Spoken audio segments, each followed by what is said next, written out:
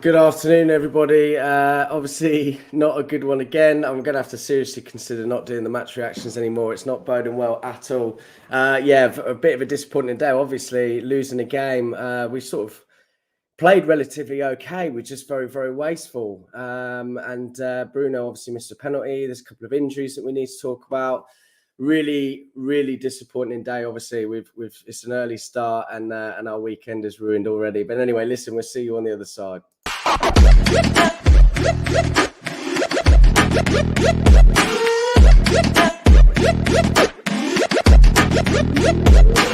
Click subscribe to get daily Manchester United content from Passionate Reds, only on All for United.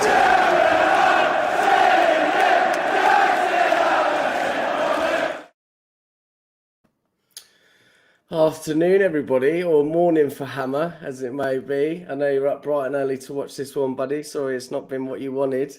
We're just waiting on one more person. I'm sure Reece will be in a moment. But yeah, another really disappointing day. It's just been a really disappointing week. We were saying backstage that whilst we want to win every game, and obviously there's a couple of tactical things that we might sort of get aggravated about. It's not all doom and gloom, and yeah, just a really, really bad week, and hopefully we can pick up next week. Marcus, good to see you again, buddy. Nice to have you on. Talk to me about where it went wrong today.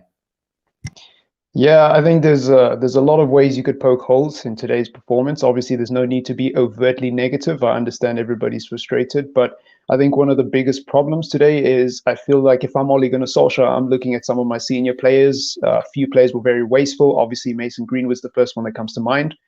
Even Pogba, I think Pogba and Greenwood had a similar game today in the sense that they showed how easy it is for them. Well, not easy, but they make it look easy. How quickly they can progress the ball up the field and dribble past one or two players, but then that final product or that decision making kind of cost us today. And in a few situations, I don't think Greenwood really had somebody to pass the ball to. So I don't blame him for what he did, but at the same time, he could have held it up. He could have waited for his teammates to come around. So a lack of cohesion today, and even at the back, a couple of times De Gea put in very uncomfortable situations, very indecisive, lack of clarity, lack of leadership, etc., etc. But on the balance of it, it wasn't a terrible game. There's always going to be an overreaction, but it wasn't a terrible game. And I think Villa were always going to give us a difficult game. Yes, it's at home. Yes, we want to command the performance. Yes, we want to take hold of the ball and control the tempo and all of these things there. But we're just never going to be that team under Ole Gunnar Solskjaer. And that's not throwing shade at Solskjaer. It's just the truth. The way we play is very much suited towards an open game of football. So there were times today when Villa pressed us high up the pitch, and I thought, you know what? It's been a bad day, but I think we can get a late goal here. We might be able to win it, and unfortunately, it didn't happen. And yeah, tough. Bruno missed the penalty as well. Not a good day in the office. Yeah, you summed it up really well, actually. It's a very difficult one, isn't it? You're absolutely right. Pogba and Greenwood did show a lot of that sort of tenacity going forward, and that's something we kind of lacked really in the last couple of games. But also, as we've lacked in the last couple of games, we've really struggled with putting the chances away. And as Jacob said here, 60% possession, 28 shots, but only 4 on target. Now, you'd want a better return than that, really. And we'll touch upon Greenwood in a moment. Hammer, great to see you, buddy. I hope you're well, mate. I hope you're not too tired. And thanks for jumping on, bro. Do you share the same thoughts? To an extent, I understand what he's saying about not overreacting. And I guess, I don't know if I could say it was an okay game. I don't know if I'll agree fully with that. I just think, and for me, it's more on the sloppiness, right? It's like this, it was just, and the attack was right, but it was throughout the team as well, right? The playing out from the back, we couldn't get it flowing, and it was just constant pressure, and it never looked comfortable. The midfield, I'm sorry. You guys know how I don't know. I'm not the biggest fan of the McFred, and I really wish we could figure something out. And I think it showed at times today, right? Fred was getting pressed, not being able to keep the ball, sloppy passes. McTominay had his sloppy passes today too. And then up front, like you guys mentioned already, right? Mason was there was, and I know you said there were times where Marcus. I know you said there were times where he said he didn't have a pass. That's true, but there were also 2-3 times at least where I think he had Bruno a couple of times, and probably had Ronaldo one other time, and I think he had his head down a lot, which is what's frustrating me. Right, he wasn't looking up and looking for his options. He was just looking to take a shot. But yeah, I don't know. I'm not that happy, and it was the sloppiness for me. That type of stuff frustrates me just because of the level, right? Like it's your Manchester United is Premier League level, like, and I know we have frustrating games, but I can take a frustrating game with a strong side, right? Like what you said, Aston Villa played well today, but not the reason for it being frustrating being that the team is sloppy. That I can't take, and it just we need to clean it up all over the pitch. Yeah, that's absolutely right, and it just was a frustrating game to watch. I didn't really know what to expect. At some moments, we looked really good. We looked in control. We looked like we could make something, but we were a bit sloppy in the final third of the field. And I just wanted to touch upon Greenwood. Obviously, we spoke about it backstage. Marcus, you highlighted it. Hammer, you highlighted it a small amount there. He's obviously had a great start to the season. Now, we've got to remember he is only 18, 19 years old now, and has got a huge amount to learn. And, he's only going to get better. Now, obviously, with that beginning of the season starting so well, he's hang on a second. Reese, good to see you, brother. He's carried that confidence and been a bit selfish, and I think we saw that with a few moments today. I don't know if you heard all that, Reese. I think you might have done, buddy. I'm going to bring you in next. But yeah, I feel like there were a couple of opportunities when he probably could have pushed it to Ronaldo, and was just being a bit selfish. Would you agree with that, Reese? I think so. I mean, I was listening to you guys there, and there were some issues today. Obviously, I think players taking into account a bit more greed than working with each other. But there was also times throughout the game where players were trying to make more of themselves. I look at Pogba today, for example, on the left-hand side. There was times where he tried to slow the game down because no one was running around him. And I think that's a worry when you've got Pogba, who, to an extent, is our most creative midfielder. Bar Bruno Fernandes, he's trying to get players around him to get them into that position, and they're not making the runs in, which doesn't help.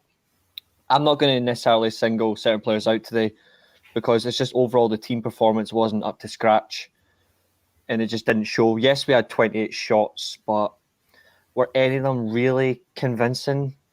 In my opinion, no. It's just down to the fact that we didn't do enough, in my opinion, going forward to an extent that we were going to put the ball past Martinez. I think Martinez today was like, if they're just going to shoot from anywhere and they're not going to test me, then I'm not going to worry at all. And I think that's fair to say, really. Yeah, I think you're absolutely right. I think we were wasteful, as we said, and we did seem to take a lot of sort of shots. We didn't have that sort of final bit of creativity to put someone in, and on those couple of occasions, it fell to Greenwood, and I feel that he just didn't choose the right option. Marcus is back, just going to pull him in. So lots of talk about McFred today. Now, it seems that a lot of people seem to flip-flop going forward, and whilst that it worked out for us a lot last season, it was okay at the time. Everyone was like, well, he's going to play that, gives us a little bit of stability and seems to win us games. Now, that obviously hasn't happened today, and a lot of blame is being put onto those two. But actually, I don't think that either of them were terrible at all. I've seen them play far worse, especially Fred. And again, as we've already alluded to, it was just our team being clinical enough, and that was the problem. But Hammer, what were your thoughts on McFred today? Do you think that they played like you expect them to play? Would you have played something different in the middle? I mean, look, it's Fred and McTominay, I think, have as a pairing has reached their limit, right? Like in terms of what we're going to get from them. They've hit whatever ceiling they're going to hit, and unfortunately, it's not good enough. I know you guys are saying, they didn't have a terrible game, but, there were a lot of times where, to me, and I know people in the comments are also saying they think they didn't have a terrible game either. I just feel like for them, it's they either do their very specific job to a decent standard, or it's just substandard, in my eyes at least. And I just think I don't know, man. I don't really have too much to say on them because I don't want to go overly negative like everybody's talking about, but I'm just not a fan of the Fred McTominay thing. No, and that's fair enough. I think a lot of people would echo that, to be honest with you. And I think sometimes it suits. I think actually on a day like today, where Aston Villa were coming at us, and you're playing an attacking team, those two actually work pretty well. And it seems to sort of benefit us more times than it has done today, at least. Yeah, frustrating. I mean, I've not had enough time to digest this, really. It's frustrating. But Reese, would you echo those? Would you have played anyone else in the middle? Do you think we've given enough rest to McTominay, really? I looked and I thought the midfield pairing was right in terms of how Villa set up. I thought in terms of like you get Fred to do the grunt work and McTominay like playing recently. He's been playing progressive passes really well. I expected that to happen today. Fred just gets stuck in and just let McTominay carry the ball, but they just didn't get enough. Obviously, in the Premier League, you're not going to get a lot of time on the ball, but today they didn't really have it. But as the game progressed, I thought Fred was superb today. But even in like the 60th minute mark, I would have taken Fred off, and I would have made an attacking change there and then, because we do needed that extra option going forward, like a Lingard or even a Sancho, even Cavani sooner. But maybe Van de Beek as well. Like I think he had a brilliant game against West Ham midweek, I thought, on Wednesday night, and I thought, you know what, it would have been a good idea to give Van de Beek another game in the midfield. Maybe rest McTominay, perhaps, smart option. But those are just those are just making simple observations. But even if you make those observations, it's not us that's making the decisions, it's the manager. And today he's went with ideally his most favourable pairing. He's went with McFred. To an extent, it hasn't worked because we've lost, but they weren't the reason that we lost today. We lost from a poor lapse in concentration from something we've been strong at since pre-season, which has been a set piece. We've conceded from that angle. You can't necessarily blame it on Fred McTominay, but in the midfield, in terms of creativity, they didn't do enough. So you could necessarily say you could have made that one change, but the question is, who do you take off? Do you take off Fred, who had a superb game in the midfield, or you take off McTominay because he's only just back from injury? It just comes down to what the manager wanted in the end. He took off McTominay for Cavani a bit later than I think he did. He should never have made that change so late. It should have been at least 15 minutes sooner. Yeah, I totally echo that, actually. I think if McTominay is indeed fit enough, I probably would have left him on. I feel that defensively he's more sound than Fred is. Mm-hmm. And I think that, I would have had McTominay. I think he would have been better as a lone man sitting at the back, especially with Cavani coming on. So I was a bit of a strange one for me, but who knows? You know, again, we're quick to sort of talk about these things and have an opinion on these things, but we're not the management, and they might see a lot more than what we don't. Yeah. I mean, Van der Beek obviously didn't even get a look in today. A bit unfortunate. I thought he was very good actually against West Ham midweek.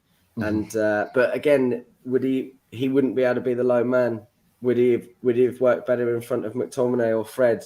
Who knows? And it's definitely a conundrum, isn't it? That middle of the park. What do you think, Marcus? Who would you have started with today? And going forward, who would you start with?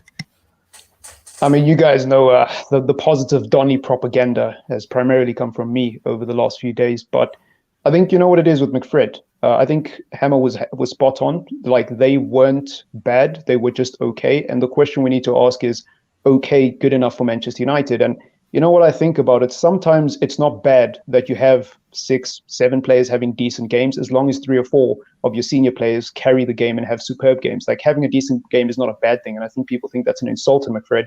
Like, I've reached the point with McFred now where I genuinely think sometimes they have decent games, but I'm like, is that good enough? And the obvious answer for me is no. So I definitely think Ole Gunnar Solskjaer has got to pull the trigger on one of them. And I saw a comment on the last show we did saying that basically McFred are like a pair of shoes. You can't wear one without the other.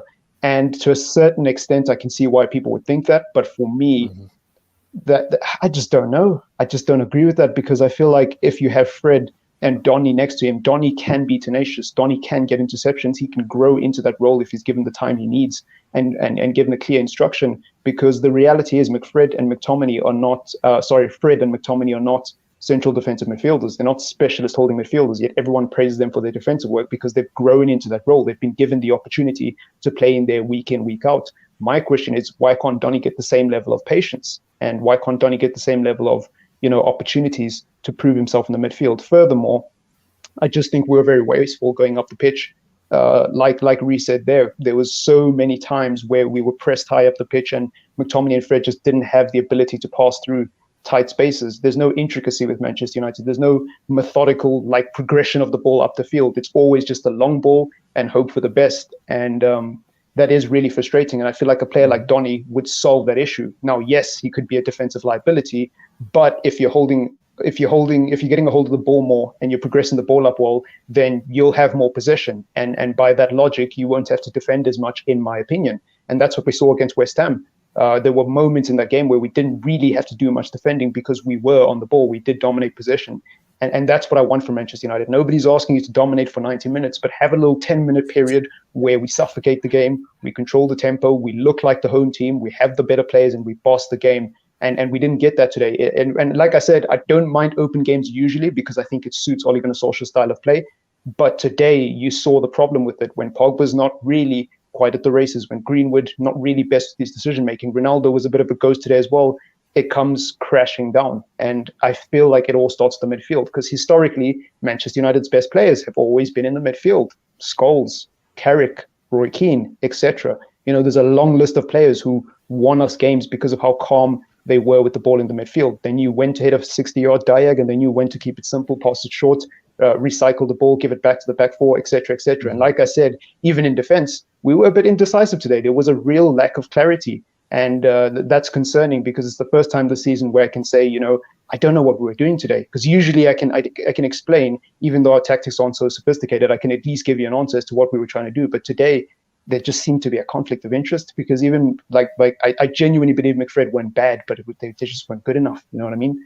So I would have definitely played Donny, definitely. Yeah, I think this is an opportunity where you could play. We saw it in pre-season against Everton. Obviously, it's a pre-season game. It's not the absolute best circumstance, but you saw in pre-season the way we played for the first 40 minutes against Everton and Van de Beek and Matic together, first time playing together in that sort of role as a pairing, they worked really well. And I think even against Villa today, it may have worked, but I'm not necessarily. I agree with you in that sense. I don't necessarily say McTominay and Fred were great, but as a collective pairing, they worked to their strengths. Like Fred, when he was breaking up the play, the first thing he did was he was looking up and he was trying to find the nearest creative player to get that out of the way because Fred himself, he isn't a creative player and he recognises that. He jumps straight into that, so that's what he's trying to do. But you can't necessarily just put all in there. But I would have played Matic and Van de Beek today personally.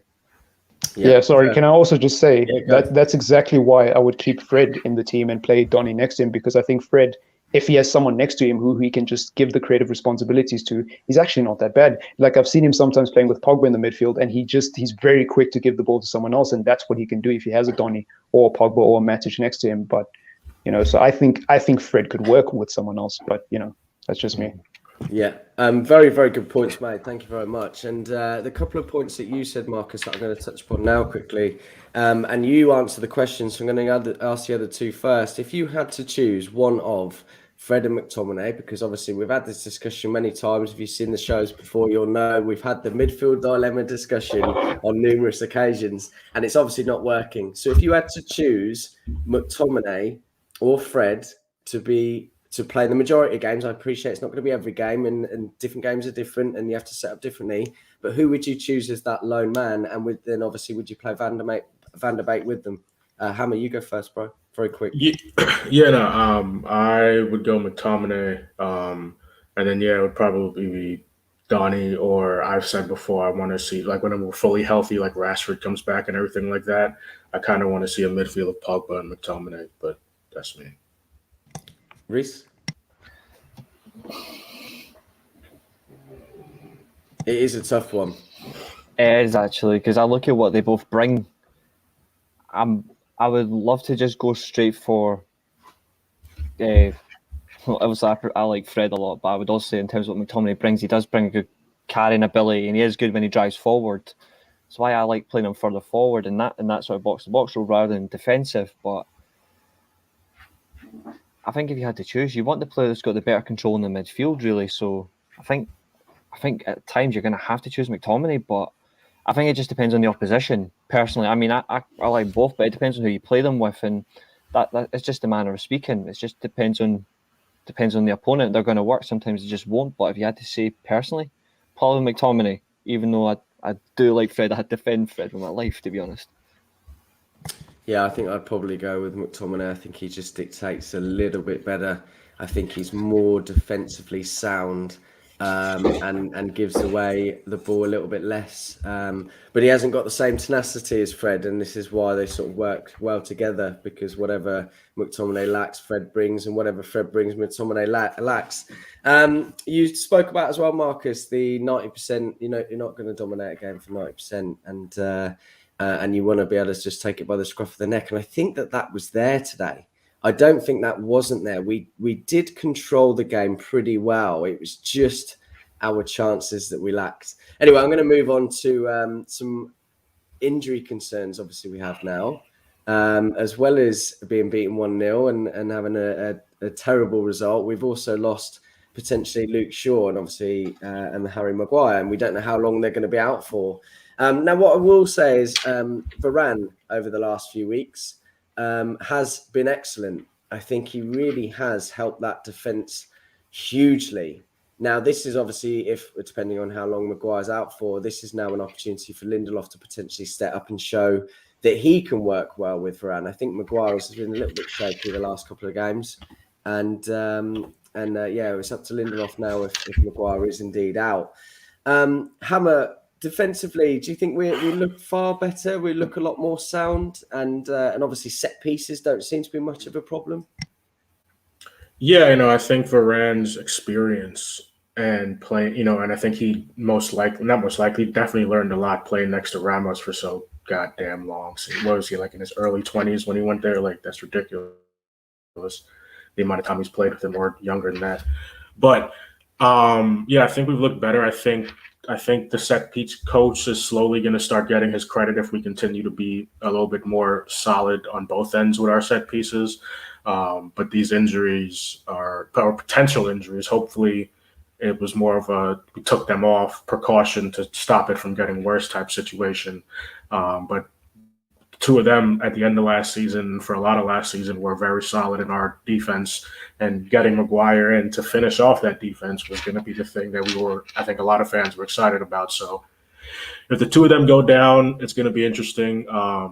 Also, I don't know, just a random point, why Tellez wasn't on the bench today. I don't know if he's hurt or something happened, because I didn't like Dallo coming on. He didn't play terrible, by the way. I just didn't like him going on there. But yeah, I think we're doing a lot better on defense, but these injuries are going to start mixing some stuff up, and we actually might see how much of an influence Varane has, because if Maguire's out and he has to pair with Lindelof, let's see if we can keep it consistent. Yeah, I think they're quite relatively similar players, to be honest with you, and I think hopefully you'll be able to just sort of slot right in if that is indeed the case. We'll find out more, and if we get any news while we're streaming, we will surely give you that. Jarvis, thanks for the XG stats. Now, I don't always agree with these things, but they are there for a reason. And Man United 2.27 expected goals and Villa 1.46. Now, that is relatively even, really. And obviously Aston Villa had the clearer chances, didn't they? We had a lot more chances, but not ones that were obviously clearer. And we were wasteful, as we've already spoken about. Does that shock you in any way, Reese? To an extent. I mean, I honestly cannot be bothered with the XG comment, because people literally use it for like just ridiculous reasons. But in terms of today, it does show that there was a lack of composure and finishing by United, but the fact that we were expected to have 2.27 expected goals for this one game shows that we were at least attacking Villa, but we were just not effective in any circumstance at all. And it highlights the fact that we just didn't put the ball in the back of the net. So yeah, I agree with that, man. I agree. I saw this comment here, Ugly Bear. Obviously, he tweeted us during the game, wasn't it, Hammer? Listen. My God, I just want to say, sorry. I don't know. I can't tell because of social media if he's 100% serious, because one of his comments was he's been shit for the last 18 months. So I don't know if you're just trying to be like overreaction. I don't know if you're just trying to get clickbait, whatever it is, bro. But that's wild that you think Bruno Fernandes has been shit for the last 18 months and that he's the biggest issue at the club. I think you gotta, I know we all joke about smoking, my guy, but you might want to switch up what you on. Fair point. Yeah, listen, I'm not going in on you at all, Ugly Bear. But to be honest with you, buddy, he is what has driven the club in the last 18 months to some extent. And obviously, he is not a like for like with Fred at all. It still is a problem for a defensive point of view. I will say it was terrible that he missed that penalty, and he wasn't amazing today, but you also can't expect, even if somebody like Bruno, even somebody like Ronaldo, and I saw people commenting earlier, we're not talking about Ronaldo, he did have a poor game today, and part of that was because we weren't doing well on the creativity side, but even Ronaldo, even Messi, who you going to want Bruno to drop a 8, 9 out of 10 every game? That's not going to happen. Yeah, absolutely. Hindsight's a wonderful thing, actually, and you touched upon the penalty, which we haven't even talked about yet, but again, hindsight is a wonderful thing. Were you surprised to see Bruno take it over Ronaldo, Reese? Not really. I'm not really expecting one. No, I know. Apologies. I know it's all if buts and maybes, isn't it? But yeah, to be honest, I'm not surprised. I kind of expected Bruno to take the penalty. I think he is more of the designated penalty taker. And obviously, with the captain's armband, he was going to take it anyway. I think he's just imposing that authority there. Although it did see for the game, like we had 2 free kicks in that game where Bruno hit the first one. Hit Mings square off his chrome dome, and then Ronaldo hit the second. So it seems to be whoever hits the first one, if there's a second one, like they're going to switch it around. But yeah, I kind of expected Bruno because of his record. His record at Man United in terms of penalties, or even just before that when he came from Sporting, his record was good. So, and it is still good. I mean, he's only missed twice, so it's not really a big deal.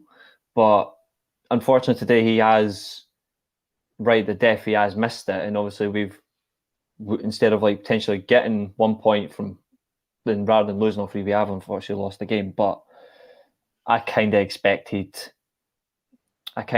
Bruno to have it anyway. It was clear as day he was getting that penalty.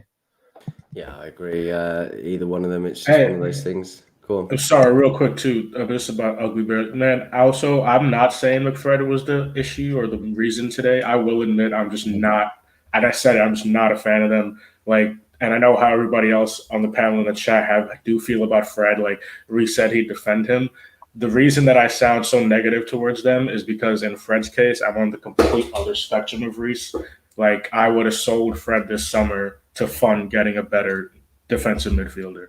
I can see that, in terms of selling if you're improving a position. I understand that, but I look at what Fred still does bring to the team. Yeah, he's not the most creative player in the world, but he puts a shift in. I think at times we do lack that. But if you are selling a player like Fred, or even to be honest, Van de Beek, because he doesn't seem to be in that favour. Me and Mark have had this conversation before.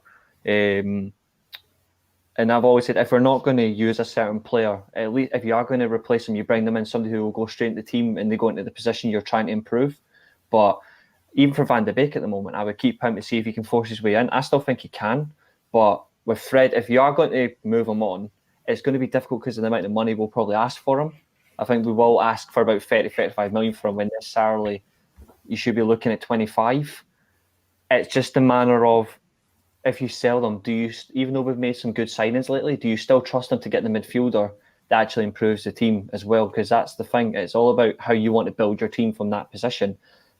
You can sell Fred, fine, no problem, but do you honestly think they're going to get the right midfielder that's going to go into the team and actually fixes the problem that is clearly earmarked by not just ourselves, but fans everywhere recognises that defensive midfield position? Yeah, well, that is our big problem, isn't it? After the summer window, which was very, very good, we all spoke about the lack of having that number 6 come in, and I think that's obviously quite clearly proving to be a problem. But that wasn't the problem today. Just going to bring up this comment here. Bruno, it's skeptic, so he's obviously agreeing with Ugly Bear. Bruno is part of the problem. Yes, the other part is Ollie. Reason Bruno doesn't drop enough into midfield to link up. Now, he's not that type of player.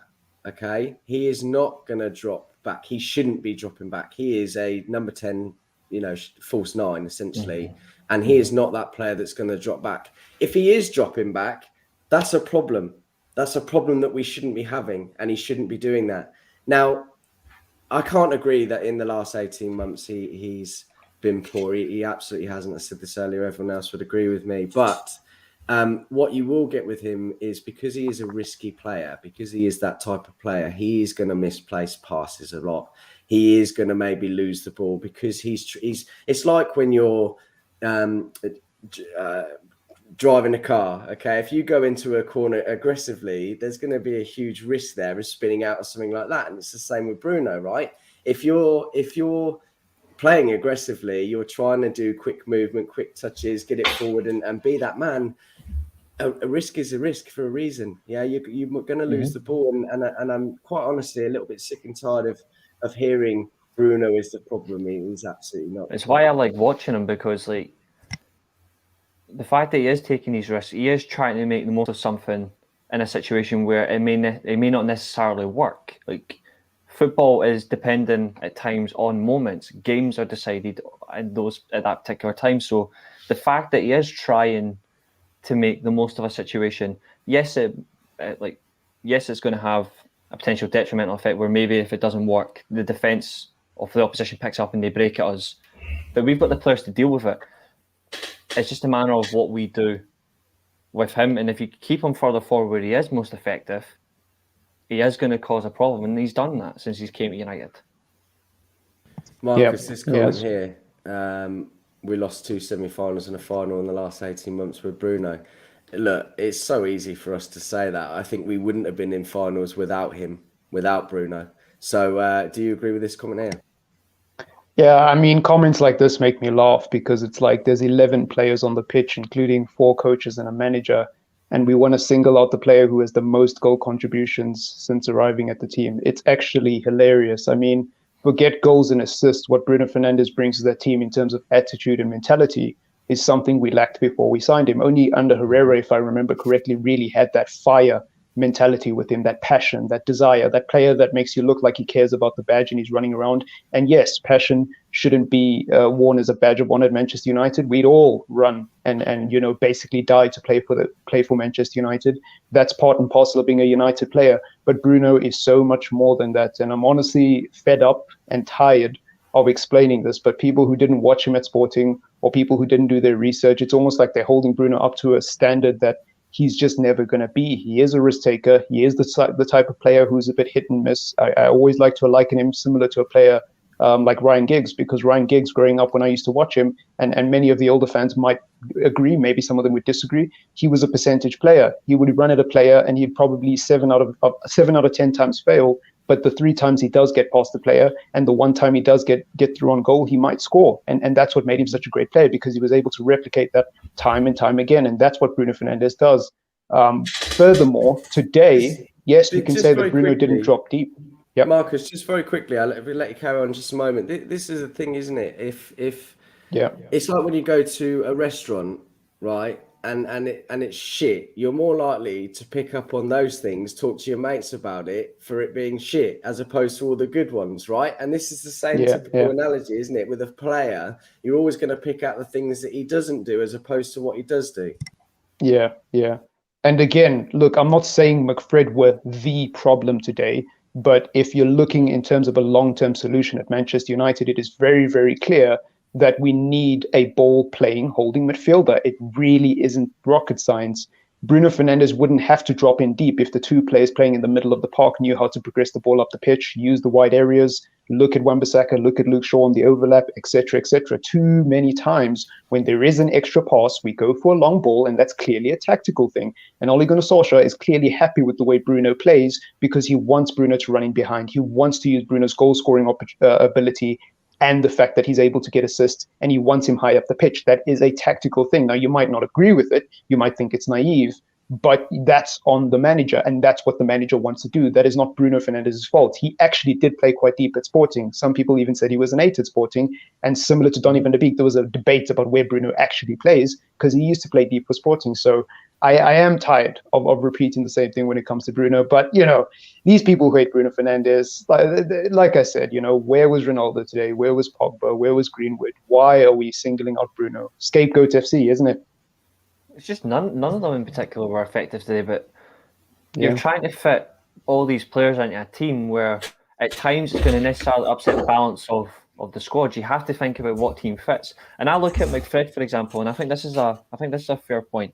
Is we're trying to fit McTominay and Fred into certain positions so we can get the best out of Bruno, Greenwood, Sancho, Rashford when he comes back, Cavani's in the running. Even Martial, when he finds himself into form, like he will find himself into form, it's just going to take him a bit of time. Even Ronaldo, you try to get the best out of the positions, even like tactical changes in games where you could necessarily put one of them just sitting still. Fred with that energy in that midfield, leave him sitting there and just let McTominay go forward. Or even necessarily in games, you don't have to play both, but you can rotate strongly with either or. We've got 4 midfield options, 5 if you want Pogba in the central midfield or you have him out wide. If you just get the right balance of putting them all in there, it works. I don't think just signing players to go into a midfield is all that solves the problem. It's about what you've already got in the team. You can work around. You could easily put Matic beside Pogba, or you could put Matic beside McTominay. You could put Van de Beek beside Matic. You could put Van de Beek beside Fred. If you find the right balance, it gets the best out of your forward players. But necessarily, it makes the backline move higher up as well. And it's no coincidence that the game where we had the game against West Ham last weekend, we played higher up because the midfield that we had was working. It's just that in games that's going to work, in some games it won't. And if you can find the right balance consistently with your spine, you're going to be able to do more from not just behind you, but what's in front of you. Yeah, 100%. Points. It's not just about signing players. I think that's the immediate gung-ho reaction is, oh, we don't have this, we don't have that. Let's just go and spend like 60, 70 million. We're just going to make it better. Not always the case. It's not always that. I mean, look at Sancho. Even coaching could make it better as well. Even coaching could make it better. But it just comes down to what they're doing, both during a game and outside, like at Carrington. It's what they're doing. If they can just transfer it from there to there, it's going to work. But it depends on what they're actually working on. Yeah, spot on, Reece. Really good points there, buddy. The problem I have is obviously now this has been a couple of years that we've had that midfield 6, right? Obviously, Donny van der Beek a little bit less, but surely by now, should we have that cohesion? Should we have the right type of players for particular games? Yeah, it's a difficult one. I would say that for me, the big thing about this decision, this season, and I've been saying it for a while now, is it's definitely going to be how Ole Gunnar Solskjaer finds a way of balancing the midfield. Now, I personally believe that Pogba is wasted out on the left, not because he isn't good, not because he isn't effective, but because we bought Jadon Sancho for £75 million. We've got Marcus Rashford coming back into the team. You've got Cavani, you've got Ronaldo, you've got Martial, you've even got Lingard, which is somebody that Ole Gunnar Solskjaer clearly fancies. So you've got about 7 players for those front positions. You don't need Paul Pogba to play there, and you shouldn't. And so for me, you've got to use Pogba in the midfield. And again, it goes back to what I was saying earlier. Yes, McFred, they do complement each other in terms of juggling defensive responsibilities. However, we need to be comfortable with letting one of them go out of the team and accepting that we're going to potentially concede a lot of goals on the counter, but it will benefit our attack. Because even today, I don't know if you guys noticed, in the first half, we were very deep. When we got the ball, we weren't really pressing them. And then in the second half, it kind of changed. It almost like we were going for the game a little bit. We played a higher line, and therefore we nearly, let Villa in with a lot of counterattacks, but that's okay. That's normal. It's a byproduct of playing a certain system. We see Man City get countered all the time. And I just feel like we need to stop this obsession with protecting the back four and playing to 2 players to do one person's job, essentially, in McFred. And that's bravery. That's courage. That's the courage some people want to see from Ole Gunnar Solskjaer. They want us to stop being so pragmatic in the midfield. And yes, signing a player won't necessarily solve the issue, I definitely do see that point because, again, look at Jadon Sancho, £75 million he's sitting on the bench. The Queen's finest silver spent on a right wing who was supposed to come and solve our creative issues, and he's not even getting into the team at the moment. And that's not a dig on Sancho, by the way. I'm patient with Sancho.